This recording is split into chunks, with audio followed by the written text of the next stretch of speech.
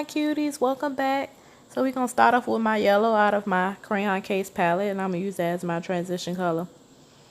And you're going to want to keep packing that yellow on just to get it as opaque as you want it to. Because I had to keep packing it on a couple of times to make sure it looked the way I wanted it to. And I'm just using a e.l.f. blending brush from the black line, because they have like brushes that are black and some that are white.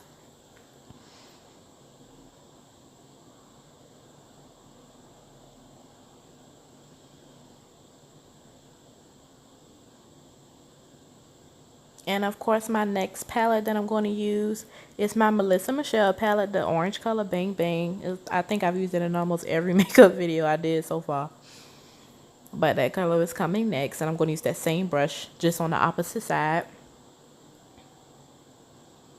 And I placed that a little bit underneath that yellow. And that yellow, I actually kind of placed it really close to my brow bone just because it was such a light color. It really wasn't going to do much of anything. And then I just placed the orange a little bit underneath it.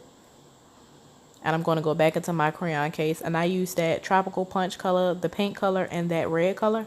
And I just took the brush and dipped them back and forth in both colors. And I'm using the Real Techniques eye blending brush. And I put that right underneath the orange. I just hate the light. Oh my gosh, I cannot wait till I get some more light so y'all can actually see the colors and a better camera. But I'm working on it. But now I'm using a pencil brush, and I actually have some black on that. And I was outlining where I wanted to put the black because at first I was kind of scared to use the black. But I went into my e.l.f. eye blending brush because I just decided to use the black and just put it underneath that orange. And I just put that black kind of sort of in my crease and a little bit above it just to make sure when I did cut my crease, you could still see the black once it was finished. And what I did to help blend in some techniques that I learned from other videos, like B. Marie's cut crease videos, she goes back and forth with the previous brushes that she used with the previous colors. So since I used orange before the black, I will go back with the brush that I had the orange on and use it to blend out the top edges of the black to help it look blended. And then the same with the yellow. So when I did the orange, I took the brush with the yellow on it and blended out the edges of the orange. And now that I'm doing the black, I took the brush with the orange on it and blended out the edges of the black. And then I added the pink and yellow color somewhere back in there too on top of the black. I mean, shoot, not pink and yellow, pink and red. I'm tripping. I'm tripping hard. But that's what this brush is right here. It's actually me going back in with the pink and the red to try to also blend out some of the edges of the black.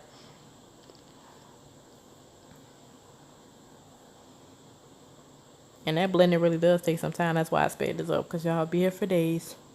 And cutting that crease.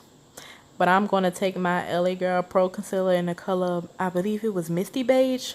That's not what I highlight with. I just decided to get that lighter color for my eyes so the colors can pop a little bit more. At least that's what I kind of learned from B. Marie and her cut creases.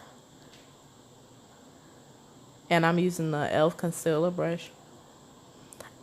I feel like I kind of went up a little too high on this, mainly because my creases are so weird. It's like I have a whole bunch of extra skin or something there and wrinkles, so it feels weird. So sometimes it makes me feel like I have to go up that far, even if I don't. But you have to make sure you cut your crease really nicely and take your time, because you don't want to go up too far or too low or mess up one corner and one corner is up higher than the other and it's like looking diagonal or something. You just look really crazy. But I use concealer this time actually instead of the NYX eyeshadow base because it dries down faster. And with concealer you don't have to use much to try to, to get the point. But at the end of it, I just went straight down and I used my finger to pat that in so it can look more gradient. Versus the last cut crease I did when I just took it and went angled all the way down and I didn't do the square at the edge. But right here, I just took my blender brush and took some black on that and just put that in the outer corner of that crease where that straight edge was. Hello? Okay, we in the highway. That was a trace talking to Daddy on the phone. I watched you in answer. Oh, I thought y'all been on the way. Girl, what? Stop. Daddy takes forever. You can't go to that after coming out. You can't go there because you can't go there because it's coming out.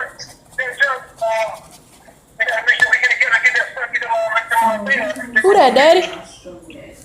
Oh yeah, Daddy. I remember. I thought you was going Friday. I'm about to see what to tell me what to do. Hey, Daddy. Hey, Daddy. Daddy, kiss her, hey. Okay, Dad. Okay, for some reason my pop-up of the way the eyeshadow look went away, but I'm just using the Kiss Professional Single Eyeshadow in the color Chaos. It's a shimmer yellow color that I also got from almost everything Cut Crease related would probably always be me talking about Bae Marie because she's just so talented. But I got this color actually from watching one of her videos. I think it's the fall.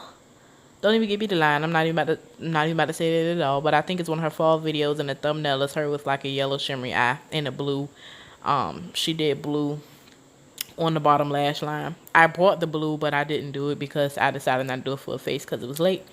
So that's why I just did the eyeshadow, because I figure I need more practice with my eyeshadow. Sometimes face makeup can get repetitive and I feel like I'm decent at it. Not saying that I won't ever need help again, but I will. But thanks so much for watching.